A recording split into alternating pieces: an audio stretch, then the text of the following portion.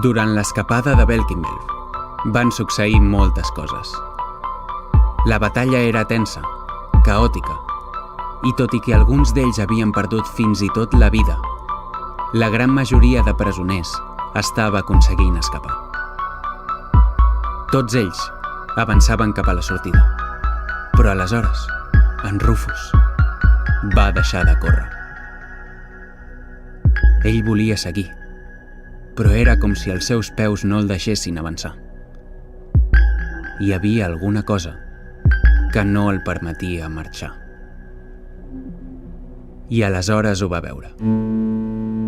Uns metres enrere hi havia l'Urgol, ajupit, observant una pedra preciosa de color negre amb brillantor vermella. No va dubtar-ho. Ell i algun dels seus companys van retrocedir per recollir la pedra a risc de ser disparat pels Drow. Al tenir-la, una gran gàrgola va mostrar-se davant seu. «Que ningú la toqui», va dir-li. En Rufus tan sols va assentir amb el cap. Després d'això, va seguir avançant amb els seus companys. Així va ser com en Rufus va aconseguir la seva misteriosa pedra. I ara, a dormir.